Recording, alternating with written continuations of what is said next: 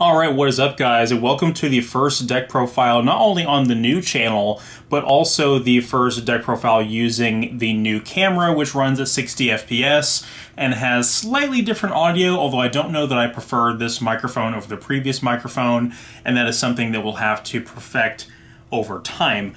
Those of you who are fans of the old channel, or the channel that's now dedicated to video essay type content, know I'm a big fan of this Red Dragon Archfiend / Red Nova Turbo deck, but I've said in the past that I never really try to think about this deck in terms of competitive viability. It's just a fun deck to play casually, or if you're a fan of the anime, it's not going to really get you anywhere. But I thought, what would the deck look like if you pushed it to its limit with competitive sensibilities in mind, and actually thought about a side deck and siding patterns and stuff like that. So I decided to actually do that. Now, there are some cards that I do admit would be extremely good in this deck that I don't own, and I'll get into that. But let's go ahead and do the card by card. It's not that much different than the previous iteration, but it is the version with the most competitive considerations in mind. So first we have the 3 Crimson Resonator, which is one of the best cards in the deck. It has a Cyber Dragon effect, and then after you special summon this, normal summon a level 4 Fiend to make Red Rising Dragon. Red Rising Dragon brings this back, and then when it's special summoned by the effect of Red Rising Dragon, you can get 2 tuners out of the 2 Resonators out of the deck, which is really strong. And the ones you go for is a level 3 and a level 1. And you'll be able to combine all those levels together, and it's 3 tuners, and you'll be able to make Red Supernova. So this card, I think the effect was made with Red Supernova in mind, which is interesting because in Japan, Red Supernova came out around the same time as like Dragoon, Zenith Crystal Dragon, and all those came out around the same like promotional product. But in the TCG, of course, we got this card in Eternity Code in early 2020, and didn't get Red Supernova Dragon until Ghost from the Past in early 2021. So they were a little bit behind there, but this card I think was made with Red Supernova in mind and is one of the best cards in the deck. We've got 3 Red, which is the previously best Resonator, which just allows you to special summon a level 4 lower monster out of your hand when you normal summon this, which you can also control other monsters when you do that. So if you normal summon this and you already have something on board, you still get to extend with it, which makes this pretty generic. I remember when people were unironically playing this in Salamangreat to do the Brotherhood of the Fire Fist Horse Prince combo to set up some kind of power play, and it was really silly. That's when Gazelle and Circle were limited and Mirage Talia was banned. People were trying that. It's a decent Resonator, and comboing with the level 4 Fiends we have in the deck, you can make, again, Red Rising, which brings this back, which makes a level 8, which gives you pathways into Scarlight. And if you have a level 1 extender, you can make Abyss, which is a pretty powerful negate, or you can make Chaos Ruler, which can allow you to dig for a level 1 extender. Just good stuff overall. We have 2 of the Synchron Resonator and 1 of the Chain. Those are our level 1s. And Synchron is an extender, which is fantastic. It also has a graveyard effect that you don't want to forget about. And then Chain has a decent normal summon effect, but the main reason that we want a differently named Resonator in deck. So this one's kind of a Garnet. We want to summon this one off the Red Rising Dragon effect, and it's our level 1 target for Red Supernova. We also have level 3 targets, which it should be 2 of Creation Resonator, and I'm hoping, please, that this card will get reprinted in Ghost from the Past 2, but so far we don't know, and so I'm just running another generic level 3, which is Dark Resonator. This card actually was a decent tuner in the early 5Ds era, and of course is, again, just a Garnet. You don't want to draw this. It's the level 3 you want to summon off of Red Rising Dragon to do the Red Supernova combo, but this one is actually a really good extender. And you can actually modulate the level of one of your level 8 dragons with Red Familiar, special summon this out of your hand, and then make Abyss or Bane because of this level 3 existing right here. So that's actually pretty good. Now on to the level 4 Fiends. So we have 3 of the absolute best one, which is the Wandering King Wildwind. This one is it's a free summon from hand, so you can either normal summon your Resonator and special summon this, or let's say you do your Crimson Resonator combo. This card is still live to special summon, and it also has a graveyard effect. It is just overall the best monster that we have in that criteria. This one I've kind of fallen out of love with, which is Red Sprinter. It has a very similar effect to Red Resonator, and the two effects actually kind of clash with each other a little bit. I don't actually like this effect as much anymore, but it's another starter. It's another summon it, get a free body. So all these cards basically do almost the same thing, where it's like you have a level 4 tuner and a level 2 non-tuner to make Red Rising Dragon, and then you're off to the races. So all the cards basically do the same thing in that regard. We have 2 of the Red Familiar, which is another... This card I wasn't crazy on when it first came out, but over time I grew to like it a little bit more. And I'm actually thinking about cutting this, and I'll talk about why, but the level modulation effect from the graveyard actually did kind of come up. If this can also be some recursion for one of your dragons you use as material, such as Scarlight to go into Abyss, and so on, so that can be potentially pretty good. Then we have some hand traps, and this one is actually searchable by one of the archetypal cards in the deck. So we have Skullmeister, which is a hand trap, but it's also searchable in this deck by Resonator command, and so it's one of the best cards to have in this slot, because again, it really doesn't matter what card we pick. It can be any level 4 fiend to fulfill the conditions for a lot of our summoning requirements, but the fact that this has a pretty awesome effect to counter some graveyard effects, I think is really good. This is just a dumb anime card. You can honestly cut this. It's kind of a win more extender, but I like having it in the deck for fun. And then we move on to the other hand traps I added. So I cut the Stygian Street Patrol that you guys may have seen in the deck before and added Ash Blossoms, because we just want some other type of interruption in our hand. Because here's the thing, the deck is pretty consistent enough with getting that Crimson Resonator plus a level 4 combo off that really don't need that many level 4s. We can kind of cut down on them and replace them with hand traps. So my thought process was, I need cards that are going to set me up for success better going second, because going first we have a decent amount of interruption with Red Supernova's effect, Abyss's effect, and then some of the traps we play. But going first, going second, we really need a way to prevent our opponent from going full combo, so we can still potentially break their board if we have to. So I figured we need to actually play some good cards. And then into the spells, we have the 3 Resonator Call. I love that this got printed in ultra rare. It looks so cool. This gets us to Crimson Resonator, which is super important, and so does this, the most powerful card in the deck, Resonator Command. This card is ridiculous. This card has like a nearly 500 card search pool. It can search any level 4 fiend in the game, including all of your Resonators. So this card really helps unbreak your hand and can help you get to whatever piece you're missing. So if you're missing Crimson Resonator, you can get to that. If you're missing a level 4 fiend, you can get to that. But the problem is you have to discard a Resonator specifically to activate it, which means that it's not abusable in generic decks, which thank God for that, otherwise this card would be all over the place. It does mean that we need to keep our Resonator monster count a little bit higher, which is the big downside in this deck, is after you establish that board with Red Supernova, the deck doesn't really do anything, and the vast majority of your cards really don't do anything. So ideally, in the perfect version of this deck, I would love to just play these 6 cards, plus the 3 Crimson Resonator and the 3 Wandering King Wildwind, and then the rest of the deck just be all gas and consistency cards and hand traps to get to that, because honestly the rest of the Resonators are kind of irrelevant, because we're mainly just going for that Red Supernova Dragon combo, and so these cards help facilitate consistency on that.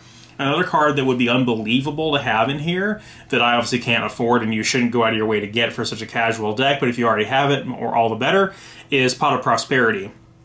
So there's a lot of redundant cards in the extra deck, including 3 copies of Red Rising Dragon, so you can easily afford to cut a lot of the extra deck out to activate Pot of Prosperity and dig deep into your deck. That would solve all of the consistency problems in the world with being able to get to exactly the card you wanted to get to and really manage to go off. So if you're playing on a simulator, if you're playing online, definitely play Pot of Prosperity in this, because again, being able to dig deeper and get to whatever you're missing, whether it's the Crimson Resonator or the level 4 Fiend, that card is so good in this deck, but obviously we are not playing it in cardboard because we're not spending the money on that. And if we did have it, we would play it in a better deck. I still stand by the free Return of the Dragon Lords. This card is kind of an extender. and it's recursion. It's also protection. When you use Scarlight or Chaos Ruler to go into a larger dragon, larger synchro like Abyss or Bane, you can use this to bring back one of those materials, have another body on board, and this actually protects your entire board. So if your opponent tries to board wipe you or something, this can actually protect that. Even if your opponent like droplets you or dark rulers you, and then they go in to destroy your field, this can still protect from the graveyard. It's a graveyard effect and it's a spell effect, so that comes up a lot. You know, even if, like I said, your opponent tries to destroy everything with after they've shut off all of your effects with Dark Ruler or droplets, that card can still protect them. I'm still only playing the one Burning Soul. I had some people get kind of salty about this, and I really don't know why. It still seems like a win more card. The ability to add any card from your graveyard back to your hand seems absolutely nuts, but it just seems more like a win more card, and so I haven't really had this come up hardly at all. But it's Burning Soul. It's Jack Atlas's namesake, and being that Jack Atlas is kind of my, you know, cosplay namesake kind of thing for Yu-Gi-Oh, I figured I had to include that in there.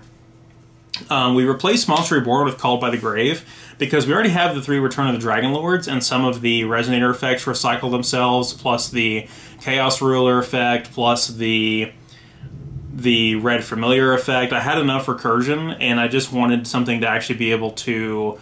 This is counterplay against our opponent, but it's also protection when we're trying to go first. So it's able to... Because if we get interrupted when we're trying to resolve the effect of Red Rising Dragon or Crimson Resonator, we might as well just scoop. So, and then onto the trap. So I replaced the Solemn Judgments with 3 Impermanents, and I figured this card is better... It's better because it allows us to go first and second with it. If we're going first with it, then we can set it. If we're going second with it, we can interact with our opponent on their turn before we commit to anything. So I just thought that was a lot better. And then I also am back on the Red Rain. Some people said it was crazy in the deck, and I guess that it is. I still think it's bricky because you already need to have a dragon on board to even get any use out of this, and it is very much a win more card. But the one thing I didn't realize about this when I played it before that I think is amazing is, yes, it's basically the red Supernova Dragon effect on a trap where you can banish your opponent's entire board, which is really cool. But the really cool thing about it is it makes your dragon immune to destruction afterwards. So that is actually the really cool part about it, is the protection it gives after it resolves. And the fact that you can recycle this. So if you're stuck on one of the lower power dragons and you couldn't get all the way up to Red Supernova, this is a card that does kind of help you compensate for that. But it's not searchable. You can't set it up in any particular means. It's just a normal trap. It's a rogue, silly anime win more card for a rogue, silly win more anime deck. So that's pretty much how I feel about that. But we're having fun, right? So that's that. So with the extra deck, it is exactly the same as last time. No changes at all. So we have the 3 Red Rising Dragon, which I think is essential. This makes it a lot easier to get to level 8 because any level 2 and level 4 becomes a level 8 when you make this first. This is what facilitates, this is what procs the effect of Crimson Resonator to summon the 2 other tuners and get us to Red Supernova, so we have to play it for that reason. The other one that I think is incredibly essential to play is the Chaos Ruler, because not only can you do like what you do in Dragon Link, which is turn this into Abyss, but you can also dig for those other extenders, which is huge. Most of the deck is dark attribute, although I think the only light attribute is the Chain Resonator, but you can still, if you hit the Chain Resonator, or if you've already summoned the Red Supernova, and you have the Chain Resonator in the graveyard because it was part of your material, then you can banish that to get this guy back and, you know, synchro. Let's say you synchro for Abyss, and then now he's off the board, you can still bring him back with that, which is pretty cool. Beals is another generic level 8 because I saw a lot of people playing some weird stuff in this spot, like Void Ogre and stuff like that, 100 Eyes Dragon. Neither of those cards actually do anything unless you have like no cards in your hand in the case of like Void Ogre. I just thought that was never really going to come up, even though it is a pretty strong effect. So Beals, even though its effect is kind of outdated, is a card that actually does something. So I figured that it would be really good in this spot, because sometimes your opponent just can't out this. Like, it's really difficult for them to get rid of that. We're playing the 1 hot red because sometimes I like the board wipe effect, and sometimes we need it in the simplified game state, so I figured that would be fine to still include in there. We have 2 Scarlet, gotta represent that ultimate rare. I wish I had the Ghost Rare, but maybe soon. Maybe I'll get the Ghost Rare regular Red Dragon Archfiend when that comes out here soon. This is our name replacement for the name Red Dragon Archfiend as material for regular Red Nova Dragon, and that does come up on occasion. I think that's the only synchro in here that requires the name Red Dragon Archfiend, but Scarlet is pretty good on its own as well. The board wipe effect to blow up a lot of the small stuff on our opponent's field is pretty good, and that burn damage can also win you in time, which does come up. We've got the 1 Tyrant, which very strong effect, but I almost never make this guy. If for some reason all you can do is make Scarlet and then you can somehow get 2 level 1s on the field, you can make this guy, but I almost never go into it. It's probably one of the cards I would send off of Prosperity the first chance I got if I was playing that. We are playing 2 Abyss, because Abyss is just one of the absolute best ones in the deck. You can synchro Chaos Ruler into one of these guys, you can synchro Scarlet into one of these guys. The negate is great. It's actually better in this deck than it is in other decks, similar to some of the like Galaxy Eyes cards like I mentioned, because when you destroy a monster with it, you can special summon a Resonator back from the graveyard and potentially combo up into Bane, which is the next one. Bane can also bring back Abyss. He's more, honestly, just a beater after that, though. King Calamity, which is fantastic.